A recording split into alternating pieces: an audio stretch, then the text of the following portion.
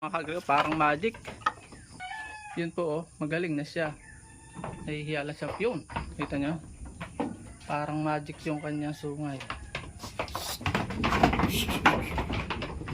Ayaw magpakita, nahihiya. Yun po, napakagaling po talaga niyang Combinex.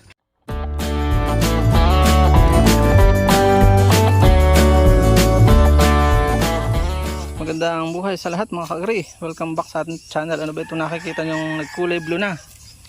Ayan ang kadiri yung mga magot. Ew. Pasintabi sa mga kumakain po. Parang patay naman ah. Mga magot. Isprayan ko ulit siguro. Combinex po yung ginagamit namin. Kaya meron po niyan is nagsusuagan sila. You know, sugat.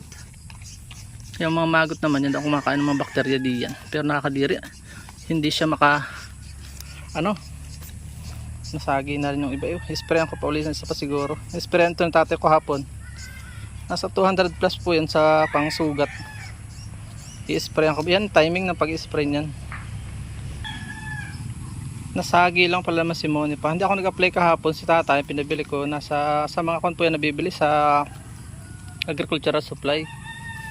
Yung ang dati ko namatay si Shepa. In-spray ko din lang yan at yung wakwak na sugat ay gumaling. Napakagaling po niya, napakabisa po niya sa mga tawag dito, mga sugat ng ruminant animals.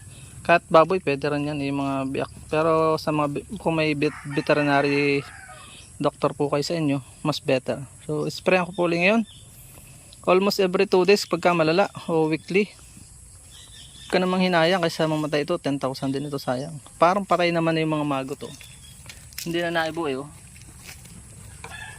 Parang bukas ko na ulit siguro i-spray yan. Very basic lang naman po yun. Kung pakita ko sa inyo yung palambing po, huwag nyo pong skip natin mga ads. Dadagdag lang po tayo ng mission. Pakita ko sa inyo yung Combinex. Ito po yung Combinex, 21.33 mg, 86 mg per ml. Wound spray, antibacterial, antifungal. Kaya napakahalaga po nito. Expiration niya is 2027. So madami na sugat yung maano natin dito. Target species, fighting cock, pig, cattle, horse and other animals. So yun o.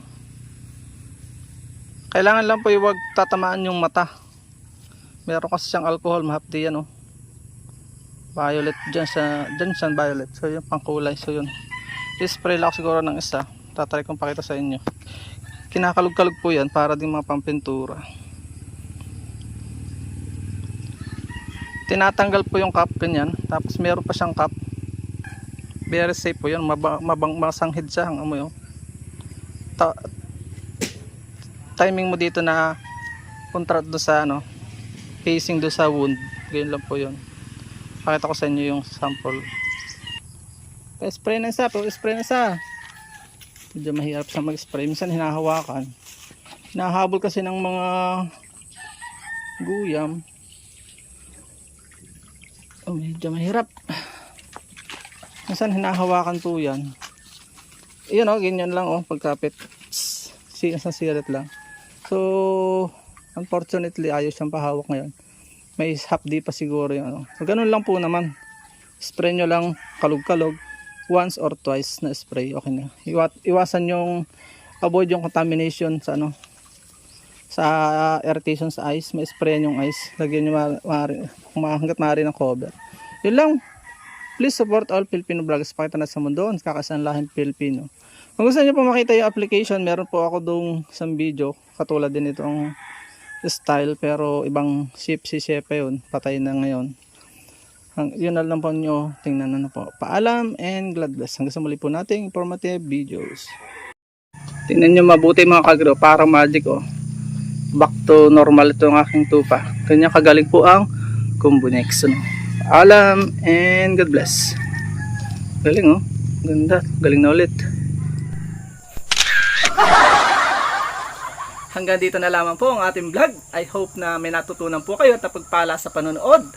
If you like this video at mahilig po kayo sa mga ganitong klaseng upload, please consider subscribing and hitting the bell icon so that you'll get notification sakaling may latest po tayong upload.